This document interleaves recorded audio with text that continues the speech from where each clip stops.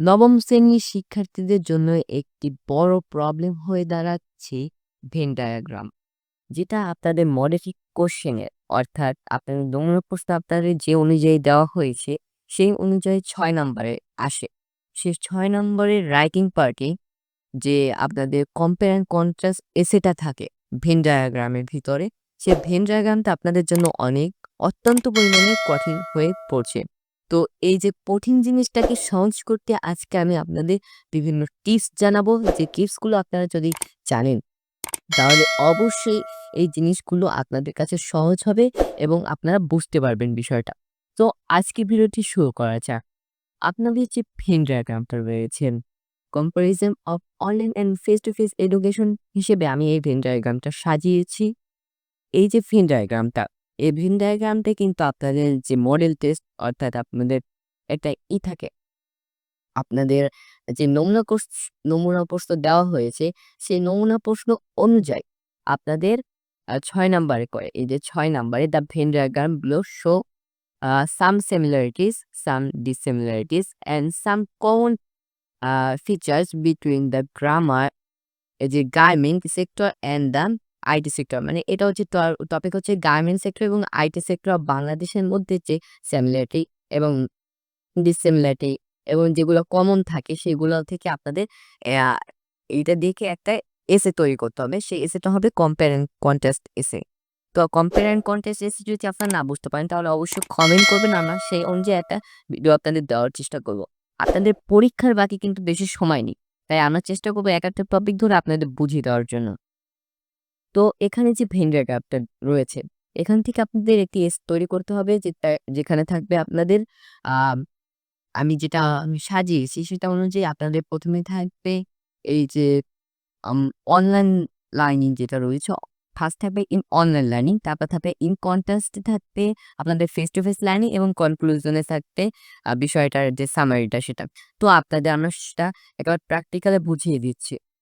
তো আপনাদের পরীক্ষায় ৬ নাম্বারে এরকম একটি ভেন ডায়াগ্রাম দেওয়া থাকবে। ভেন ডায়াগ্রামে লেখা থাকবে অনলাইন এডুকেশন, মানে ধরুন সাবজেক্টটা ধরুন অনলাইন এডুকেশন এবং ফেস টু ফেস এডুকেশন। এই যে যেটা আমি লাল মার্ক করেছি এবং সবুজ মার্ক যেটা করেছি, সেই লাল মার্কে যেটা থাকবে সেটা হবে আপনাদের এই যে অনলাইন এডুকেশনের ফিচার্স গুলো, এবং সবুজ মার্কের যেটা রয়েছে সেটা হচ্ছে আপনাদের ফেস টু ফেস এডুকেশনের ফিচার্স গুলি।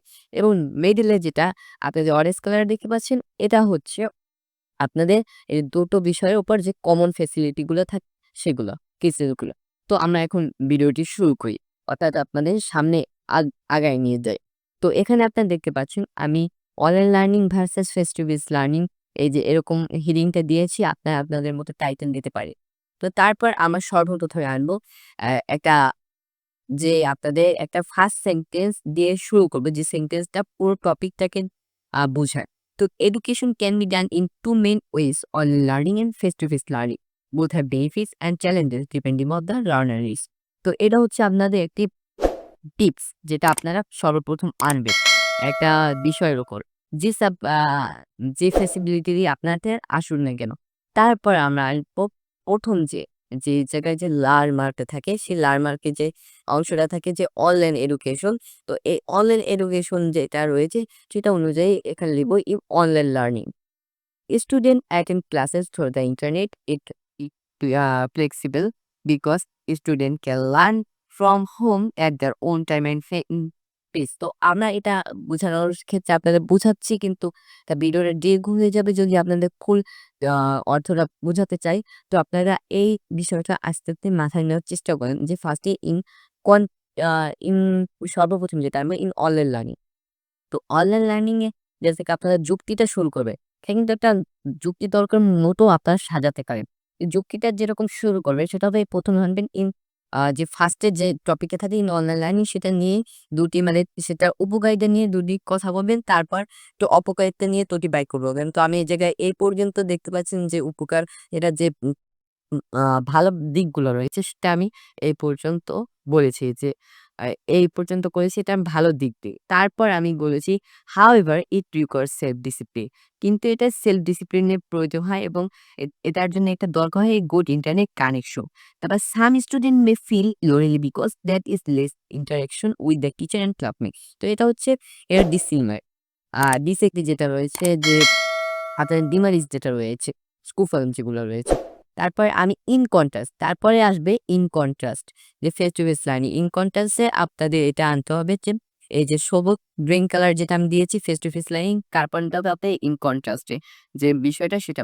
In contrast happens in a classroom student can ask question directly and take instant feedback from teacher তো এই যে এ থেকে আমি এই পর্যন্ত কিন্তু এটার আর ভালো দিকটা বলেছি যে টিমওয়ার্ক এদের ভালো দিকটা বলেছি। being in classroom can make it easier to focus এই পর্যন্ত আমি ভালো দিকটা বলেছি।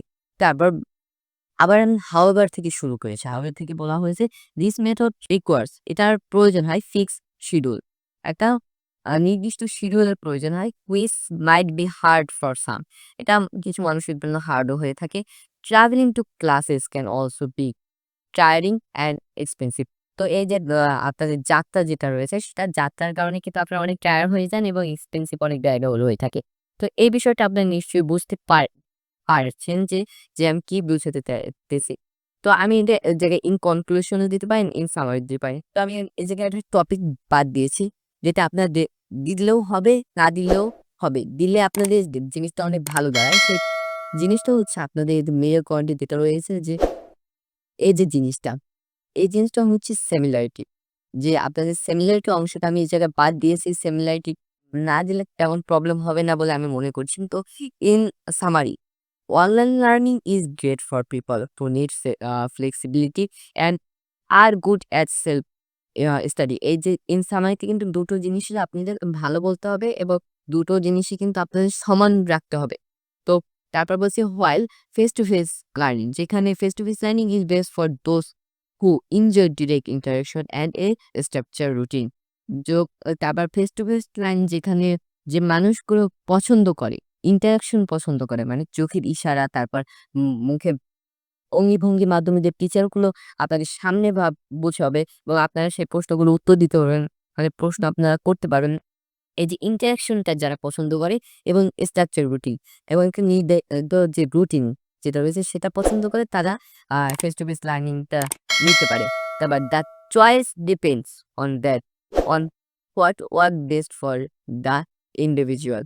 তো এটা এই যে চয়েসটা এটা ডিপেন্ড করে যারা যে জিনিসটা পছন্দ করে যেরকম কাজ করে সেরকম। কিন্তু এই যে লাস্ট লাইনটাই কিন্তু আমি বলেছি both method are effective when used well তো এই এই যে জিনিসটা লাস্টে কিন্তু আপনাদের সময় সমান রাখতে হবে যে বোথ এফেক্টিভ কিন্তু সবসময় যখন ইউজ করা হবে ভালোভাবে তখন বোথ এফেক্টই কিন্তু মানে বোথ মেথডই কিন্তু এফেক্টিভ হবে, কার্যকর হবে।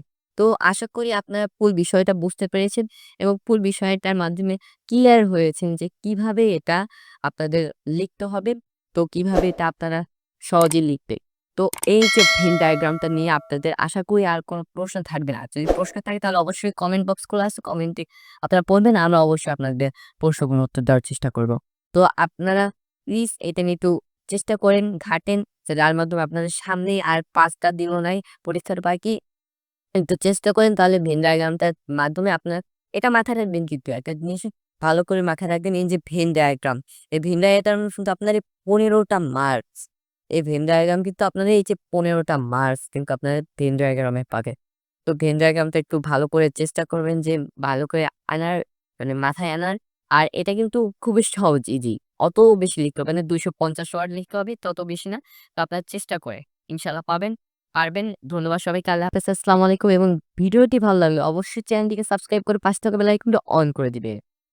আসসালামু আলাইকুম। আল্লাহ হাফেজ। সাথে থাকার জন্য ধন্যবাদ সবাইকে।